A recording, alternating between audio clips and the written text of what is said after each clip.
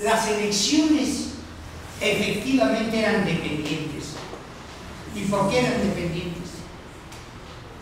Aquí es donde necesito que ustedes me crean, o los que vinieron hace un año. La prueba de Zermelo consiste en lo siguiente. Le llama él gamma conjuntos. Un gamma conjunto es un conjunto que tiene una determinada propiedad que las construye dependiendo del elemento elegido o seleccionado de cada subconjunto. Y entonces el pensamiento es el siguiente. Dice, yo tomo uno, después otro, después otro y después otro. Dice Zermelo, cuando las elecciones ya estaban. Dice, fíjense cómo razona. A ver, sí, claro que van a ser dependencia. Agarraste uno y después agarraste otro, teniendo en cuenta que ya tenías este, y después agarraste otro, teniendo en cuenta que ya tenías este y este. Pues todos dependen uno de otro. Así se la vida.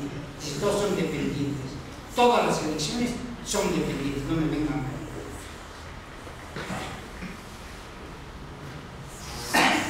atacando pues a la diferencia. Dice, por otro lado, dice, Zermelo en realidad lo que está ocultando es un problema mucho mayor del simplemente de estar eligiendo. Dice, fíjense en esto. Para nosotros nunca tenemos un conjunto infinito. ¿Quién lo ha tenido? La mano. Eso no es cierto. Dice, lo tenemos en la mente. Es una idealización el tener un conjunto. Yo me puedo imaginar tener el conjunto de los números reales, pero no es que los tenga reales. ¿Sí me estoy explicando? No sé si estos pensamientos han ocurrido en ustedes en sus primeros años. ¿Cómo es posible que yo tenga dos al mismo tiempo en un solo concepto, de un solo golpe? Dice, no es que los tenga. Yo concedo, es un juego de la razón, ¿sí? Es algo virtual el que yo concedo que lo tengo. Y lo puedo manipular a ese nivel, en una concesión que estoy haciendo. Si se dan cuenta, este tipo de pensamiento es un pensamiento finitista, como que está tratando de rescatar, si recuerdan lo del infinito potencial, todavía queda remembranzas, recuerdos de ese infinito en potencia, ¿sí? No es un infinito de hecho, de pacto, de golpe, pero ya también lo aceptan. Por eso hay un semi-intuicionismo, no es totalmente intuición. Pero bueno, dice, entonces es una concesión que hace el matemático para trabajar con esos objetos, que yo los tengo y puedo inferir cosas de ellas. ¿Ok? Pero Zermelo, ¿qué hace? No nada más toma un conjunto infinito, sino ahora el atroz, como decir, el irresponsable de Zermelo, ¿sí? Agarra el conjunto de todos los subconjuntos de un conjunto infinito. ¿Cómo va a ser esto posible? Si esto era una concesión, ahora tendría yo que hacer una concesión sobre concesiones que ya hice. El infinito lo tengo por ahí, lo medio agarro, ¿no? Pero pensar en todos los subconjuntos posibles, ¿sí? Y tenerlos ya en un saco de canicas, eso sí, ya no lo sé. ¿Sí? Dice, mucho menos acepto concebir una elección para cada uno de ellos. Si no los tienes, si no los tengo, ¿cómo va a tener uno de cada uno? ¿Verdad? Dice, si quieren que acabemos en serio una discusión de este tipo, dice, lo que este es el que centra un poquito más la discusión, porque dice, para avanzar en todo esto, lo que hay que hacer es delimitar el dominio de lo que se puede definir y de lo que no se puede definir en matemáticas. Es el primero de toda esta escuela intuicionista y de toda esta idea de por acá. ¿Qué es lo definible? ¿Qué son los objetos matemáticos? ¿Sí?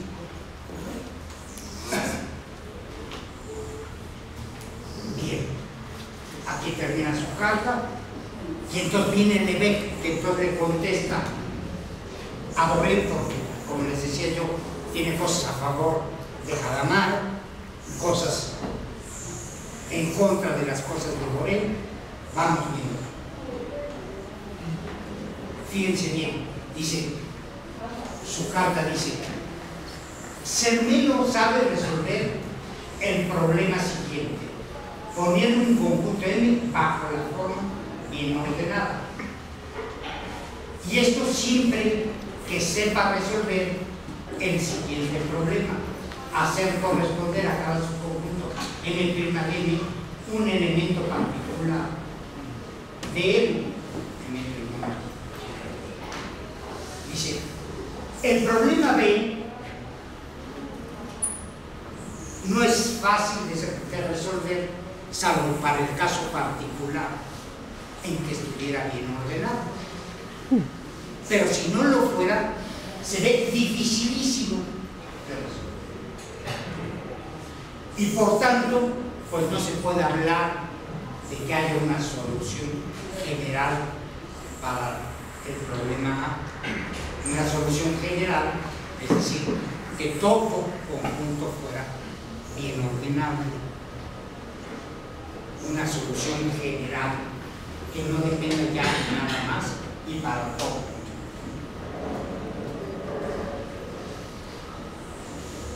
Veamos entonces ahora qué significaría, que entiendes tú por dar una solución general al problema de bien ordenar a todo conjunto.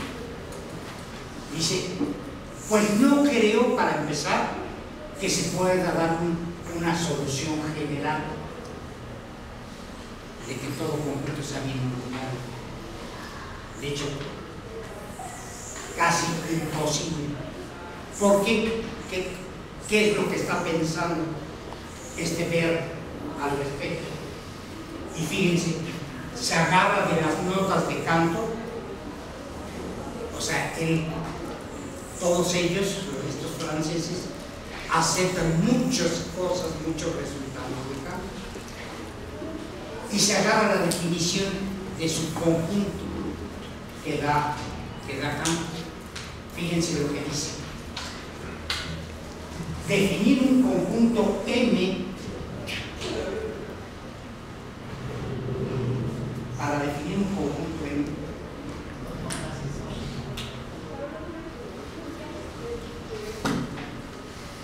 ¿sí? Tienes que darle una propiedad P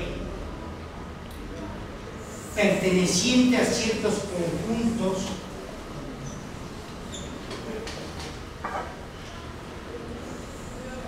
a ciertos elementos de un conjunto N anteriormente definido.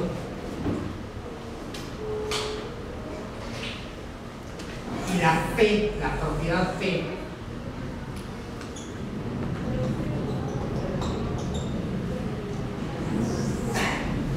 me caracterizaría a los elementos, ¿verdad?, de M.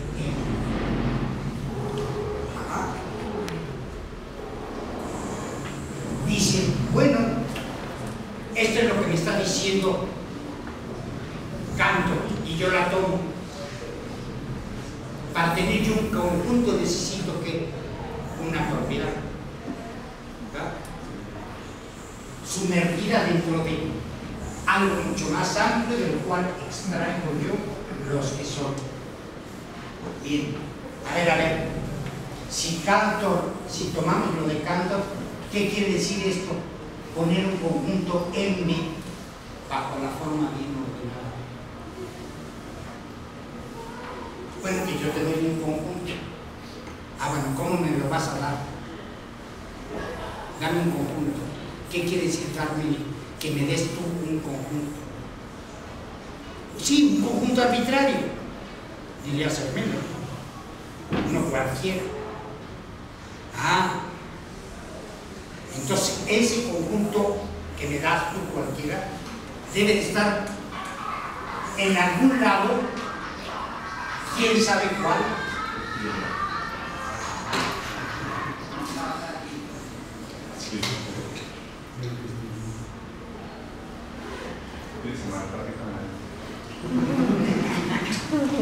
Más 10 de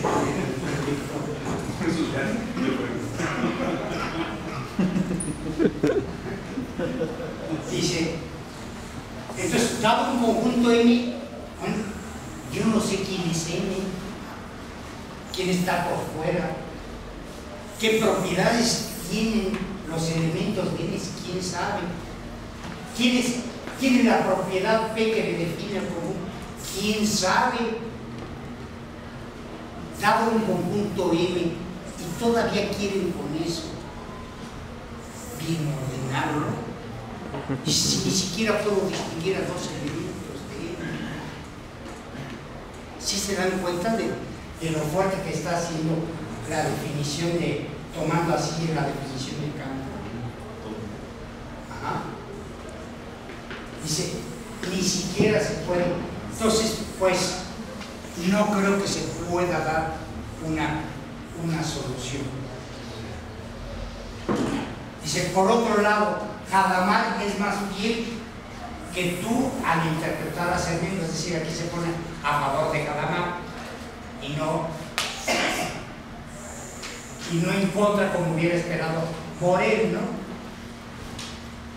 Dice, Hadamard, dice, lo que hace Cermelo es que no da una demostración efectiva. Yo no sé quién va a ser, cuál es el buen orden que va a resultar, ¿sí? Solo da una demostración de la existencia de la solución. Existe una forma de bien ordenar, ¿verdad?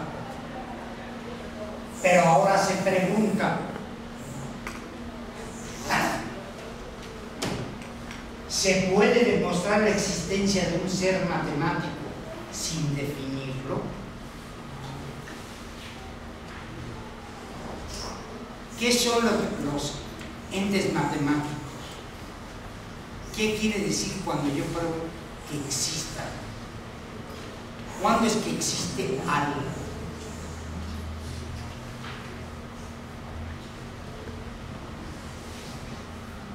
Pues me lo tienes que definir para que exista algo. Esta posición es una posición vieja que traía ya Kronecker. Kronecker fue el enemigo, el acérrimo enemigo de Cantor, que por cierto fue su director de tesis.